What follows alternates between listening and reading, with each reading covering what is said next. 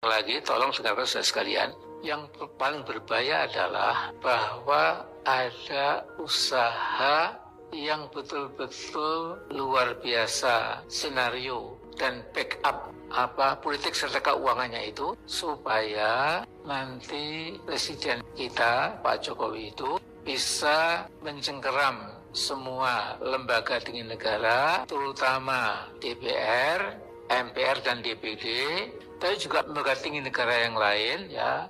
Kemudian bahkan bisa melibatkan TNI dan Polri untuk diajak main politik sesuai dengan selera rezim. Dan saya sekalian, tentu hal ini sangat berbahaya.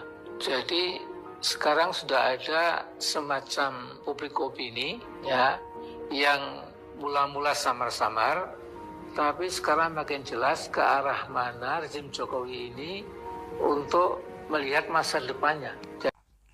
Ya, kita telah menyaksikan potongan pendek video dari Bapak Amin Rais sebagai tokoh politik di Indonesia. Dan saya heran kenapa Bapak Amin Rais ini begitu bencinya dengan Bapak Jokowi. Terlebih lagi kepada Gibran, Wakil Presiden Republik Indonesia. Dan juga mungkin bagi keluarganya. Dan entah apa alasannya, Bapak Amin Rais ini selalu memprovokasi atau juga mengajak orang-orang serta kelompoknya dari partainya untuk mencaci maki ataupun menghina Bapak Presiden Jokowi sebelum dia diganti dengan Bapak Prabowo.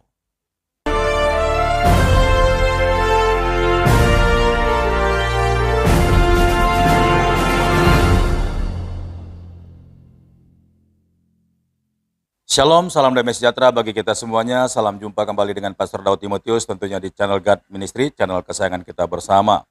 Ya, kali ini kita akan menyaksikan dan mendengarkan pidato perdana ataupun pidato kenegaraan dari Bapak Presiden yang baru yaitu Prabowo Subianto. Di mana ketika dia saat berpidato, dalam pidatonya itu sangat mengagetkan semua pejabat-pejabat ataupun para calon menteri yang mendengarkan dan menilai bahwa apa yang selama ini diragukan bahkan yang menjadi bahan hinaan bagi Bapak Jokowi dan juga Gibran yang menjadi wakil presiden luar biasa, dan Bapak Prabowo membuat mereka tercengang bahkan mungkin menangis karena tidak sesuai dengan harapan mereka. Kita saksikan video berikut ini. Demokrasi kita harus demokrasi yang santun. Demokrasi di mana berbeda pendapat harus tanpa permusuhan. Demokrasi di mana mengoreksi harus tanpa caci maki. Bertarung tanpa membenci. Bertanding tanpa berbuat curang. Demokrasi kita harus demokrasi yang menghindari kekerasan, yang menghindari adu domba, yang menghindari hasut-menghasut. Demokrasi kita harus demokrasi yang sejuk, demokrasi yang damai, demokrasi yang menghindari kemunafikan. Hanya dengan persatuan dan kerjasama kita akan mencapai cita-cita para leluhur bangsa kita. Bangsa yang gemah ripah loh jinawi, toto tentrem kertoro harjo. Bangsa yang baldatun, tojibatun, warobun gofur. Bangsa di mana rakyat cukup pangan, cukup sandang, cukup papan. Cita-cita kita adalah melihat wong cilik iso gemuyu. Wong cilik bisa senyum, bisa ketawa. Saudara-saudara sekalian, kita harus ingat bahwa kekuasaan itu adalah milik rakyat. Kedaulatan itu adalah kedaulatan rakyat. Kita berkuasa seizin rakyat. Kita menjalankan kekuasaan harus untuk kepentingan rakyat. Kita harus selalu ingat, setiap pemimpin dalam setiap tingkatan harus selalu ingat, pekerjaan kita harus untuk rakyat.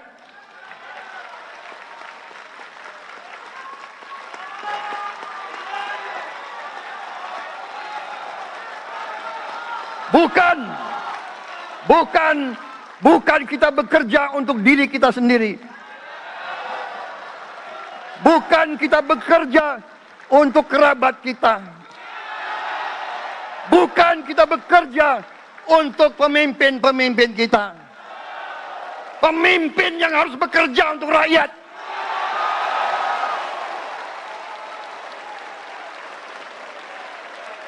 Saudara-saudara sekalian, kita harus mengerti selalu, sadar selalu bahwa bangsa yang merdeka adalah bangsa di mana rakyatnya merdeka. Rakyat harus bebas dari ketakutan, bebas dari kemiskinan, bebas dari kelaparan, bebas dari kebodohan, bebas dari penindasan, bebas dari penderitaan. Saudara-saudara sekalian, masih ada saudara-saudara kita usianya di atas 70 tahun masih menarik becak. Ini bukan ciri-ciri bangsa yang merdeka. Hanya kalau kita bisa wujudkan itu, kalau kita bisa wujudkan keadaan di mana rakyat kita sungguh-sungguh merasa dan menikmati kemerdekaan, baru boleh kita sungguh-sungguh puas dan bangga dengan prestasi Indonesia merdeka. Sebelum itu, marilah kita kerja keras. Marilah kita berjuang tanpa menyerah. Mari kita menghimpun dan menjaga semua kekayaan kita. Jangan mau kekayaan kita diambil murah oleh pihak-pihak lain. Saudara-saudara sekalian, semua kekayaan kita harus sebesar-besarnya untuk kepentingan dan kemakmuran rakyat kita. Saudara-saudara, dalam sejarah politik, hal ini mudah diucapkan, tidak mudah untuk kita capai. Tapi kita bisa capai kalau kita bersatu dan bekerja sama. Marilah kita bangun masa depan bersama. Marilah kita menganggap rekan-rekan kita, walaupun berbeda suku, berbeda agama, berbeda partai, berbeda golongan, kita adalah sama-sama anak Indonesia. Bertanding, semangat. Sesudah bertanding, mari kita berhimpun kembali. Presiden Joko Widodo mengalahkan saya. Berapa kali ya? Saya lupa. Tapi begitu beliau menang ya. Beliau mengajak saya bersatu.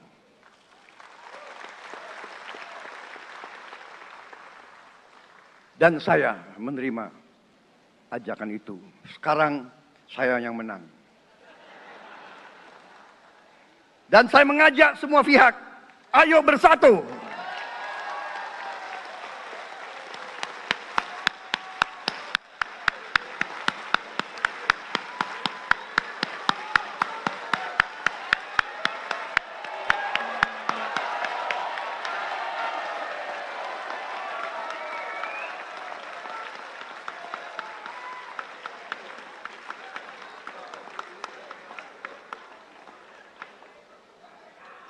Saudara-saudara sekalian, dalam menghadapi dunia internasional, Indonesia memilih jalan bebas aktif, non-blok, non-aligned. Kita tidak mau ikut fakta-fakta militer manapun. Kita memilih jalan bersahabat dengan semua negara. Sudah berkali-kali saya cadangkan, Indonesia akan menjalankan politik luar negeri sebagai negara yang ingin menjadi tetangga yang baik. We want to be the good neighbor. Kita ingin menganut filosofi kuno. 1000 kawan terlalu sedikit, 1 lawan terlalu banyak.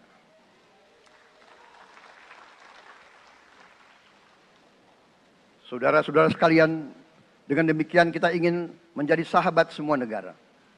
Tapi kita punya prinsip.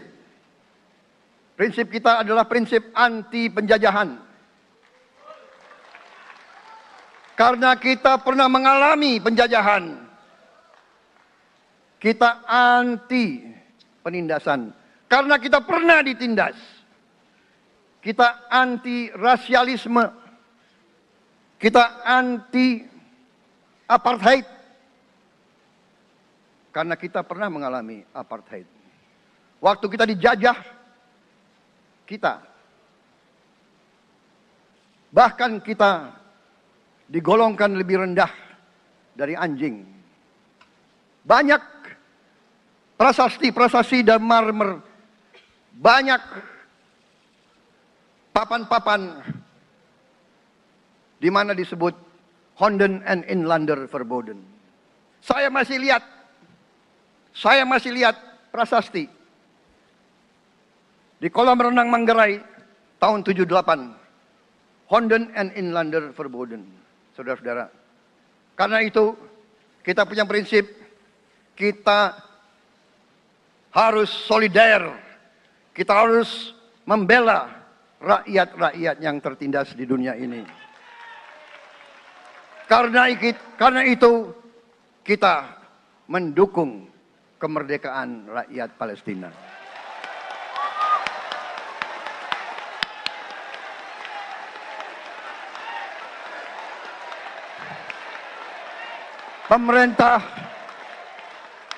Pemerintah Presiden Joko Widodo sudah mengirim banyak bantuan. Hari ini kita punya tim medis yang bekerja di Gaza, di Rafah, dengan risiko yang sangat tinggi.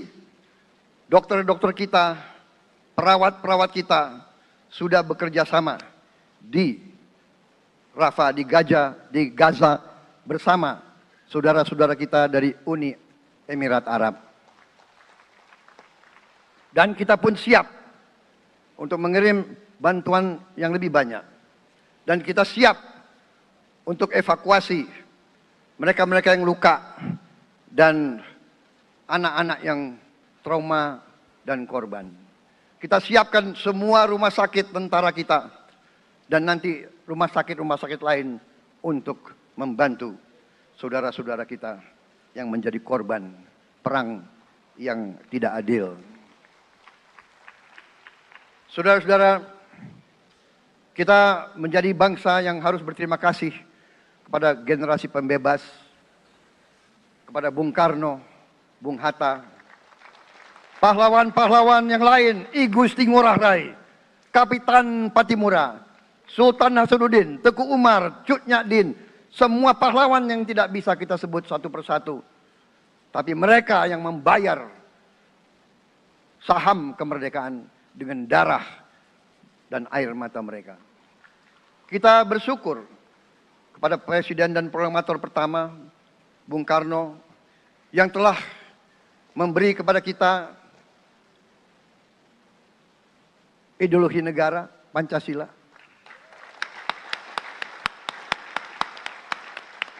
Yang keluar masuk penjara, dibuang di mana-mana dari sejak muda karena memperjuangkan Indonesia merdeka. Indonesia tidak mau menjadi darah bagi bangsa-bangsa lain. Soekarno, Hatta, Syahrir, semua pendiri bangsa ini berkorban dan telah memimpin kita dengan baik.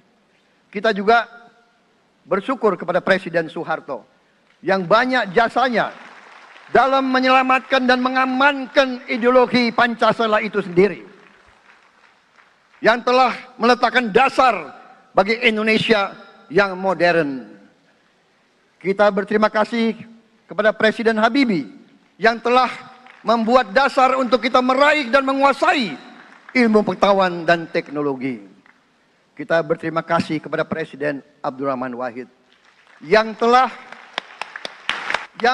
memberi contoh toleransi antar agama, antar suku, yang menjunjung tinggi inklusif, Indonesia yang inklusif dan toleran. Kita berterima kasih kepada Presiden Megawati yang menyelesaikan masalah-masalah ekonomi akibat crash tahun 98. Harus diakui, di bawah pemerintah Megawati, masalah perusahaan-perusahaan yang banyak hancur dapat diperbaiki dan diselamatkan. Kita harus berterima kasih kepada Presiden Susilo Bambang Yudhoyono yang memimpin Indonesia di saat krisis yang sangat berat, menghadapi tsunami, menyelesaikan bersama Wakil Presiden Yusuf Kala, menyelesaikan pertikaian di Aceh yang sudah berjalan begitu lama. Ini prestasi yang harus kita akui. Saudara-saudara sekalian, mereka semua dengan cara masing-masing memiliki sumbangsih terhadap apa yang sekarang kita nikmati. Negara kesatuan yang utuh, yang berdaulat, yang merdeka, yang terus menjaga dan berjuang untuk kemerdekaan dan keadilan. Saudara-saudara sekalian, sekarang kita ucapkan terima kasih juga kepada Presiden Republik Indonesia yang ke-7. Presiden Joko Widodo dengan Wakil Presiden Profesor Ma'ruf Amin. Terima kasih atas kepemimpinan Bapak. Terima kasih atas kenegarawanan Bapak. Bapak telah menakodai bangsa ini melalui krisis-krisis yang sungguh sangat berat. Jangan kita merasakan hari ini. Ingat waktu COVID, kita bahkan keluar dari rumah kita takut. Saya saksi, saya menterinya beliau, semua pihak dalam dan luar negeri telepon terus, menekan beliau terus, minta lockdown, lockdown, lockdown. Beliau menolak.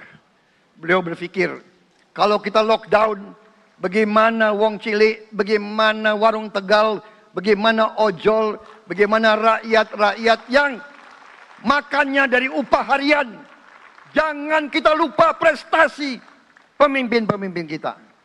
Terima kasih Pak Jokowi. Terima kasih Profesor Ma'ruf Amin. Anda telah berjasa. Anda akan dikenang sebagai putra Indonesia yang termasuk terbaik. Saudara-saudara sekalian, akhir kata, saya mohon doa restu saudara-saudara. Mari kita bangun Indonesia di atas landasan yang sudah dirintis oleh pendahulu-pendahulu kita. Mari kita belajar semua kekurangan kita akui dan kita perbaiki. Hentikan dendam, hilangkan kebencian, bangun kerukunan, bangun gotong royong. Itu kepribadian bangsa Indonesia. Itu ajaran Bung Karno sendiri. Saudara-saudara sekalian,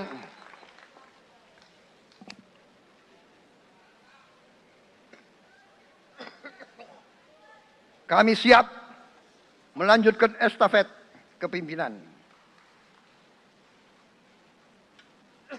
Kita siap bekerja keras menuju Indonesia Emas, menjadi bangsa yang kuat, merdeka, berdaulat, adil dan makmur.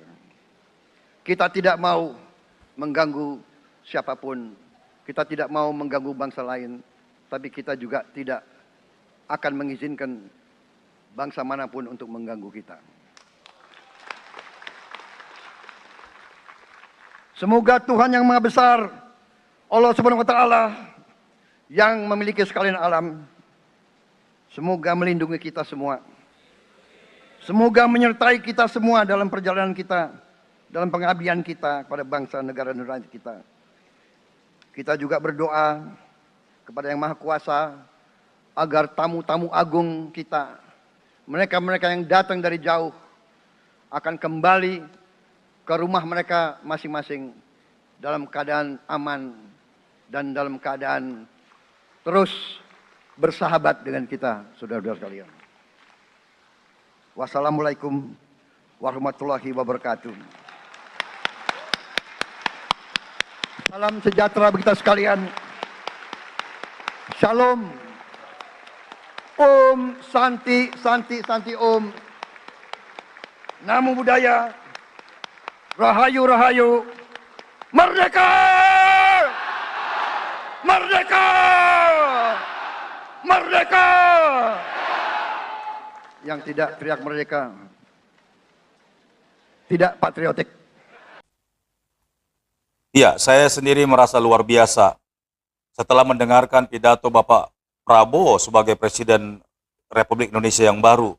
Ternyata tersirat di hatinya Pak Prabowo banyak hal yang bisa dikatakan damai dan juga tahu berterima kasih.